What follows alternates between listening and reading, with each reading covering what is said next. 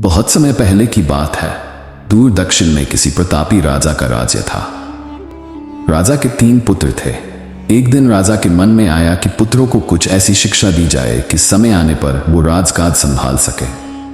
इसी विचार के साथ राजा ने सभी पुत्रों को दरबार में बुलाया और बोला, पुत्रों, हमारे राज्य में नाशपाती का कोई वृक्ष नहीं है। मैं चाहता हूं तुम सब 4-4 महीने के अंतराल पर इस वृक्ष की तलाश में जाओ और पता लगाओ कि वो कैसा होता है। राजा की आज्ञा पाकर तीनों पुत्र बारी बारी से गए और वापस लौट आए। सभी पुत्रों के लौट आने पर राजा ने पुनः सभी को दरबार में बुलाया और उस पेड़ के बारे में बताने को कहा।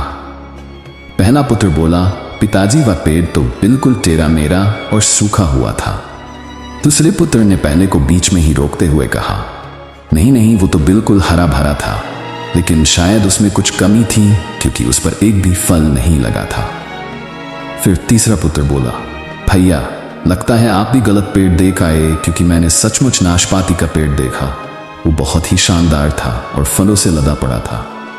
और तीनों पुत्र अपनी अपनी बात को लेकर आपस में विवाद करने लगे कि तभी राजा अपने सिंहासन से उठे और बोले, पुत्रों, तुम्हें आपस में बहस करने की कोई आवश्यकता नहीं है। दरअसल तुम तीनों ही वृक्ष का सही वर्णन कर रहे हो। मैंने जानबूझकर तुम्हें अलग अलग मौसम में वृक्ष खोजने भेजा था और तुमने जो देखा वो उस मौसम के अनुसार था।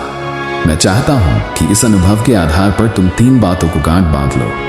पहली, किसी चीज के बारे में सही और पूर्ण जानकारी चाहिए तो तुम्हें उसे लंबे समय तक देखना परखना चाहिए, फिर चाहे वो कोई विषय हो, वस्तु हो या फिर कोई व्यक्ति ही क्यों न हो।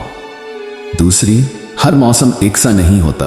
जिस प्रकार वृक्ष मौसम के अनुसार सूखता, हरा भरा या फलों से लदा रहता है, उसी प्रकार मनुष्य के जीवन में भी उतार चढ़ाव आते रहते हैं। अगर तुम कभी भी बुरे दौर से गुजर रहे हो तो अपनी हिम्मत और धैर्य बनाए रखो, समय अवश्य बदलता है। और तीसरी बात, अपनी बात को ही सही मानकर उस पर अड़े मत रहो। अपना दिमाग खोलो और दूसरों के विचारों को भी जानो। ये संसार ज्ञान से भरा पड़ा है। चाहकर भी तुम अकेले सारा ज्ञान अर्जित नहीं कर सकते। इसलिए भ्रम की स्थिति में किसी ज्ञानी व्यक्ति से सलाह लेने में संकोच मत करो।